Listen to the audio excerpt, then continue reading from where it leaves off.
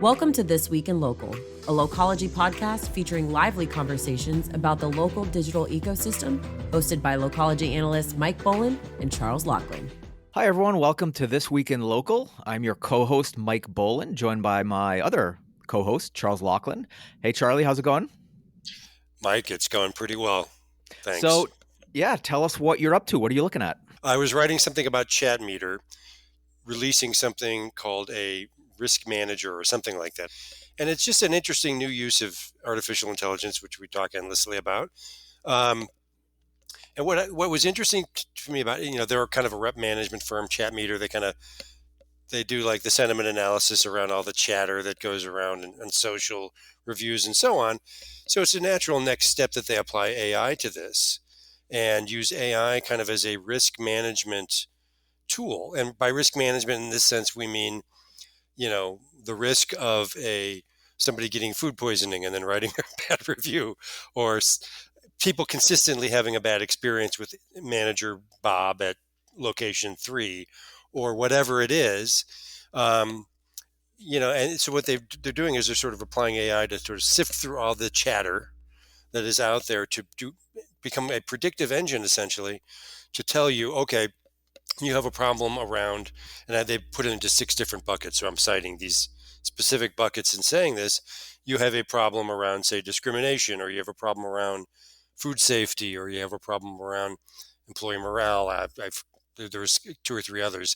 So it kind of, it categorizes sort of the trends it's picking up in all of these signals into these 6 categories, all 6 of which could probably get anyone canceled if we want to take the conversation in that direction. It could certainly get a business canceled or a specific location, quote unquote, canceled. So it's sort of using AI as a risk management tool, which I thought was sort of an inevitable but also interesting application of AI. So anyway, that was just what I was working on this morning. It struck me as something that really, I think we kind of knew that AI is going to change everything, and it's certainly going to change the way reputation management is done. And I think this is kind of a first shot at that. I don't know, Mike. I like this. You know how we always talk about the al dente test? Like everyone is throwing AI against the wall to see if it sticks, right? We're in that early stage of experimentation. And we're seeing some patterns in the things that work.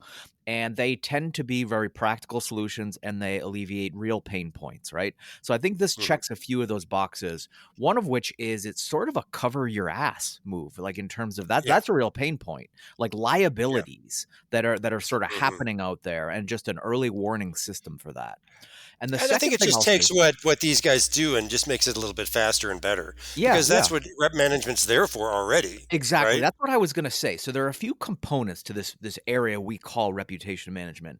And one of them is monitoring. That's a key function under that umbrella that folks like Chatmeter definitely deal with. So this basically makes that monitoring piece more effective by, like you said, sort of, indexing all that chatter that's happening in real time. And then it's like pattern recognition. Like they're able to say, okay, we saw 2 complaints in Twitter within this same region that were about food safety. So that raises a flag, and then the business owner or the franchisee or whoever is the point of contact gets an alert. So I guess the early warning system is the best way to put it. I really like that.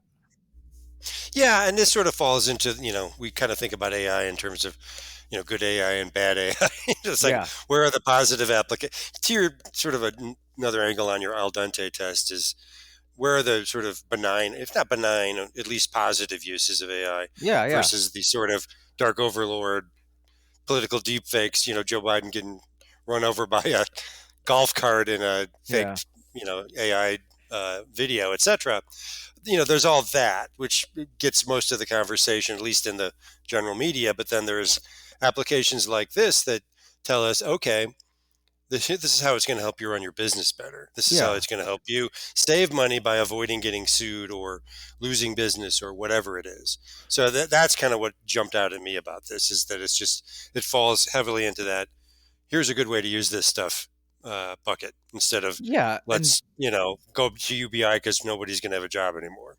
And beyond the like good versus evil binary, I think there's a binary which is effective versus not effective.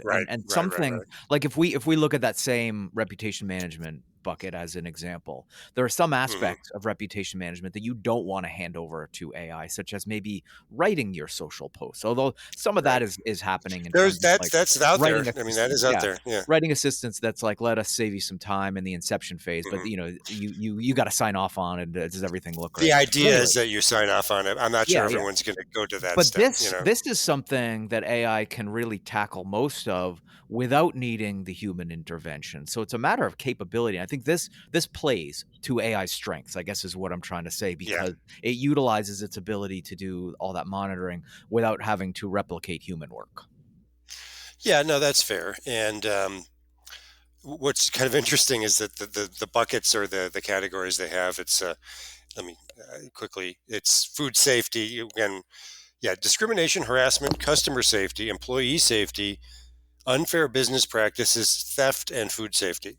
I mean, that is sort of the the six horsemen of the apocalypse Yeah, yeah. for any business. And I think if you can, raise red flags to prevent you from, running into a complaint, any of those are, potential business ending lawsuits in any of those Yeah, categories. yeah.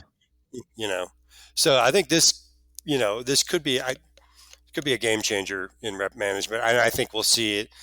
Companies come and follow suit very quickly, offering alternatives that are doing essentially the same thing. I think this is how rep management will be done.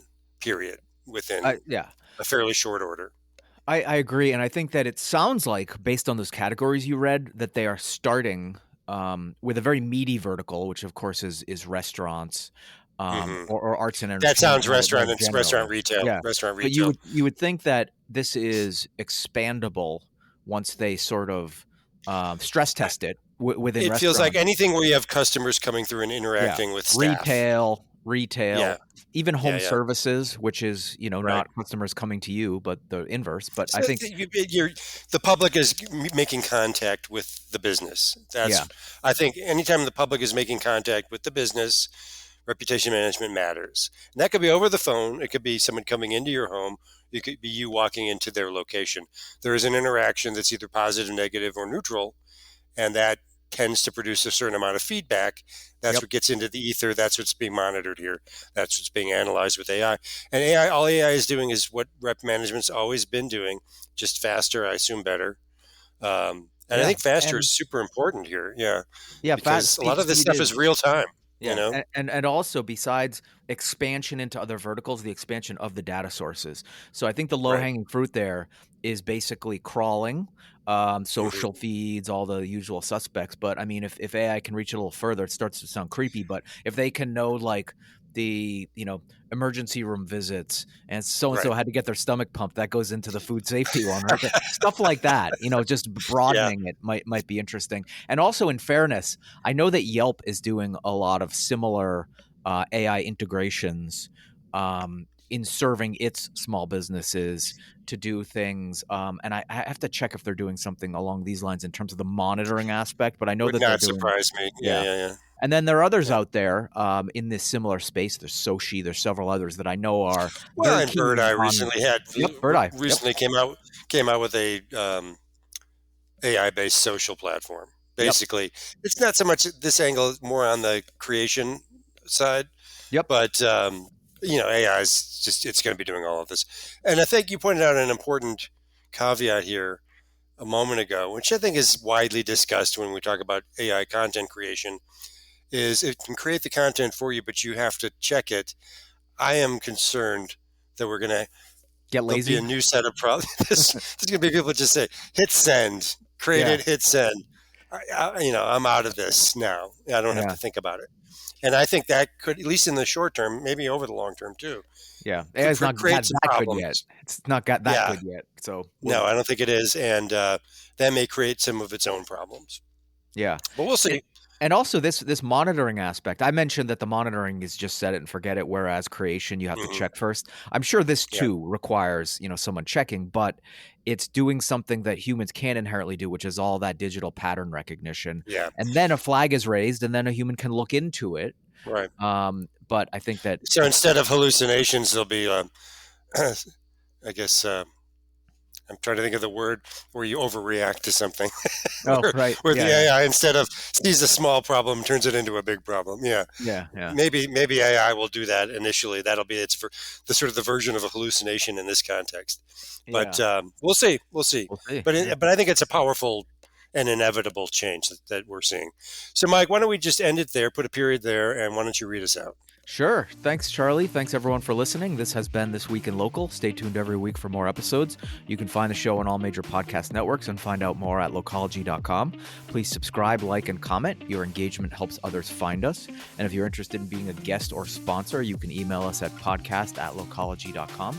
So I'm Mike Boland with Charles Laughlin. Our producer is Dara Sweat. So thanks for listening and see you next week. Thank you for tuning in to this week's episode of Localogy's This Week in Local with Mike Boland and Charles Laughlin.